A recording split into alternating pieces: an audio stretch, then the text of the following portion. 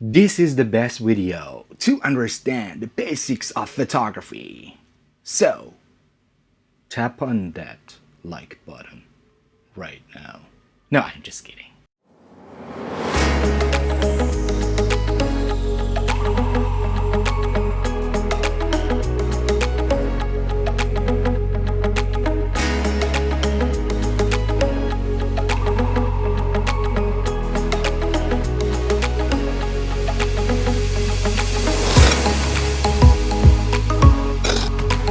RedPhotographers.com. Peter here, guys, with another free tutorial about basics of photography. If you're new amateur photographer, don't go anywhere. Stick around.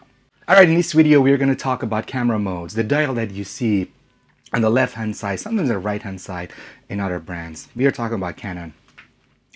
If you have Nikon, this video is totally useful for you. Don't go anywhere. We have three different categories. We have automatic, semi-automatic, and totally manual. In automatic, you have only automatic mode. In program mode, aperture value, and shutter speed, like TV in Canon or S in Nikon or Sony, they are semi-automatic. You have control over your camera halfway. And manual mode, which is totally manual. So automatic, semi-automatic, and manual mode, totally manual mode. For example, B mode, bulb mode, will come to what category? To semi-automatic, right? You don't need to, it's not like a classroom, you gotta learn from zero. You guys find your way to take the shot better in this mode. These modes are there in order to give you the option to have different exposure and different way of taking photo in different situations. So according to the genre of photography that you are doing, you need to set sorry guys, I'm a little bit sick. All right, I'm back. According to the genre of photography that you are doing, you need to set your camera mode to whatever you like. If you're doing sports, you're gonna go for shutter speed because shutter has priority for you. But this is the step-by-step video. We're gonna start from even some modes like FV that you don't have in your camera because you're not using EOS R. But if you're using EOS R, I'm gonna explain how to set your camera in FV mode even. So let's start A, S, P, M, auto, and bulb mode. A in your camera, if you're using Nikon, it's A, means aperture. If you're using Canon, it's AV, it means aperture value. It's the same thing. Don't get confused with this abbreviation that this I'm not gonna say in Japanese, I love Japanese. I mean, these companies, they made for us like TV, AV, T, oh, S, you know. Just don't get confused. These things just do the same in different brands that you have in your hand, okay? And then P mode, which is program, and then M mode, which is manual. You have control over ISO, aperture, and shutter speed, which is exposure, what? Triangle.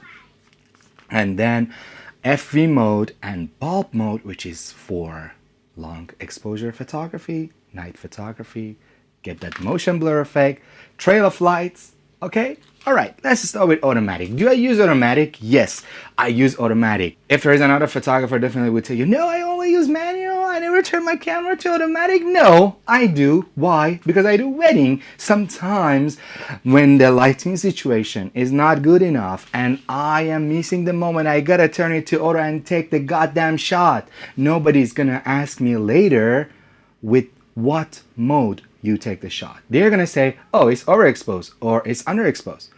Don't stay away from automatic if you're doing street photography. If I don't say that just turn it to auto and take the shot. Manual is the best mode for most of the genre of photography because if you're a pro, you have control over everything in your camera. The bad thing about auto mode is like when you turn it to auto mode, your focusing system become totally automatic, so you cannot use single mode or like a zone or like you cannot just use face detection mode for your autofocusing. When you turn the dial to auto, everything become automatic. Even you don't have access to some of the features in your menu. So if you're missing something, you turn it to auto and you want to change, for example, chromatic aberration in your camera, or you want to change the autofocusing system, or you're like, oh, it's not there, it's deactivated. Why? Because the camera is making decision for you. But a good thing about auto mode is, like, when you turn your camera to auto mode, you can see what is the correct f-stop, shutter speed, and ISO for the lighting situation that you have. This is a good thing to get from auto mode. Don't stay away from it. It is not a bad mode, but 8 out of 10, it works correctly. In many situations, especially at night, auto is gonna be horrible. It's gonna get your white balance wrong.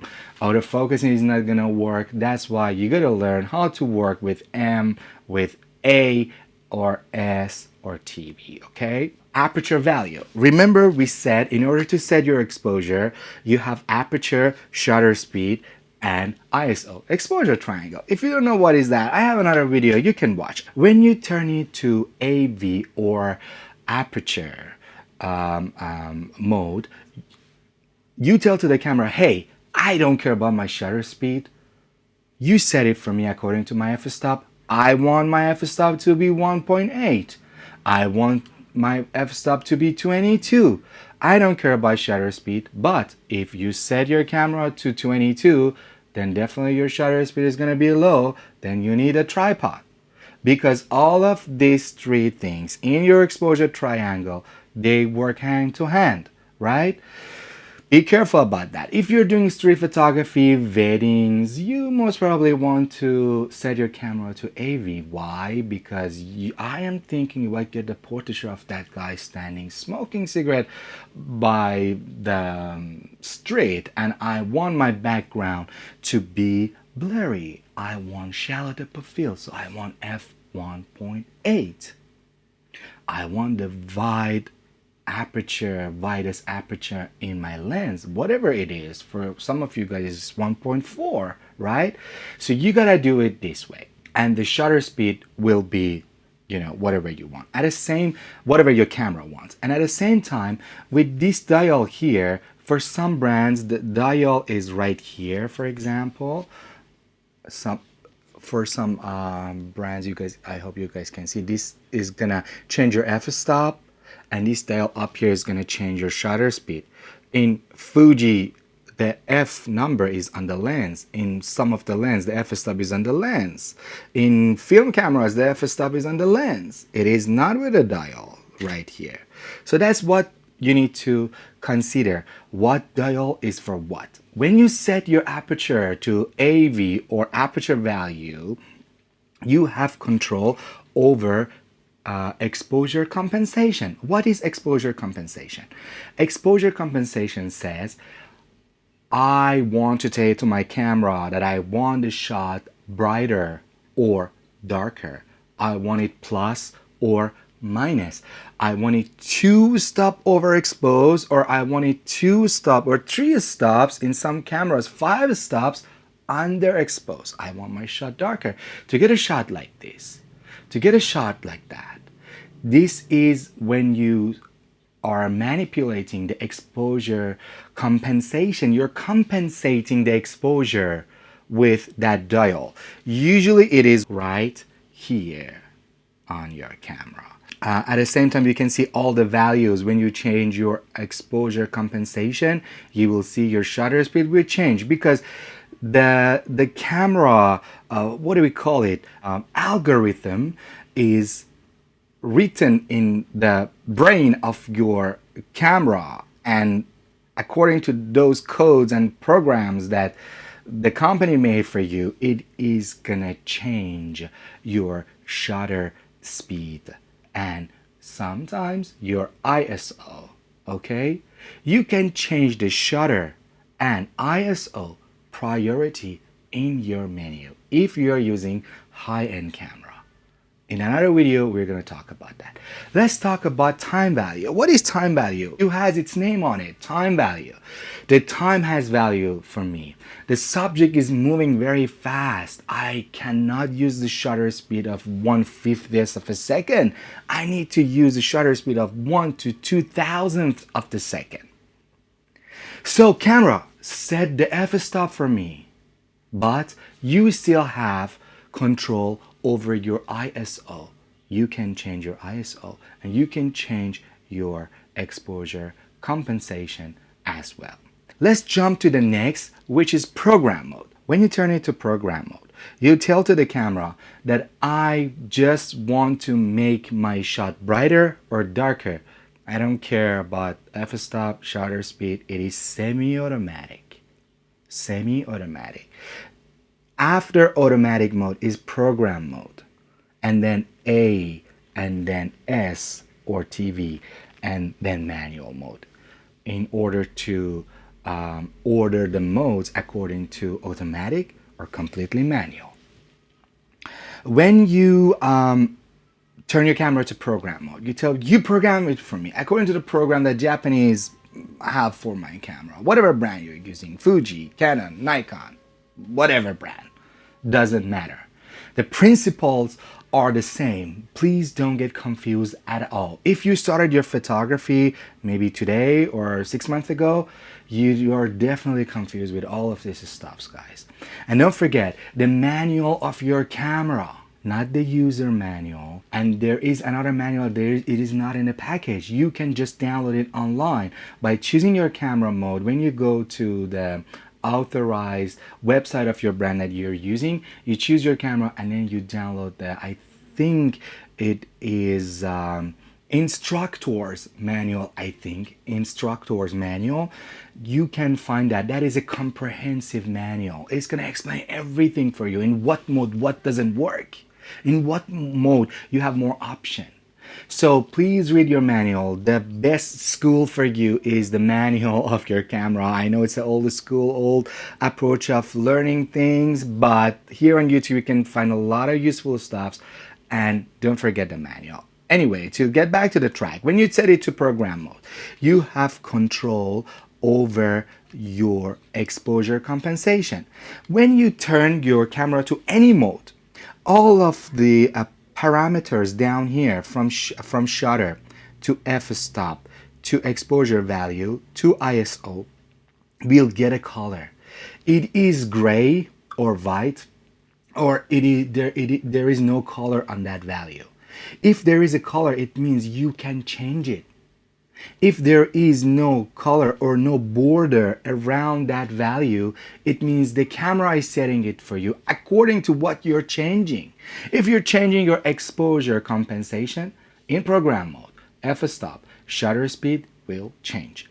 Autofocusing, you still have control over it. ISO, you still have control over it. Program mode is a very good mode in order to do street photography, weddings, things. If you're doing food photography, if you're doing fashion, if you're doing product photography, you're not gonna use program mode. You're not gonna let the camera ruin your shot.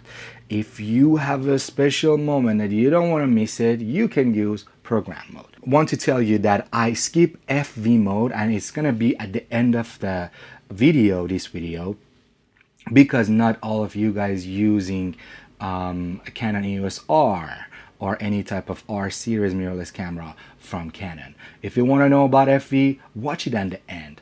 Let's talk about manual mode. My very favorite mode, and many photographers out there, is manual. Manual, you have control over everything. All of your menu parameters and options and whatever you have, the subcategories, they are gonna be working.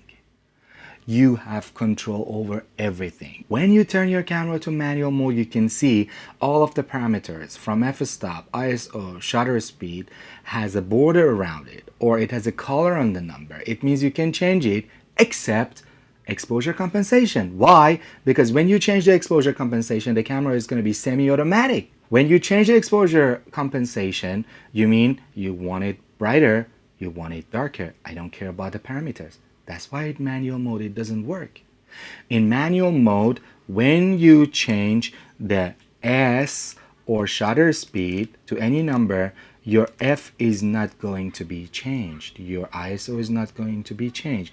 You can change it according to what you want. When you're using manual mode, you need to train your three fingers, because one is going to change the F number, another is going to change the shutter speed, and another is going to change the ISO.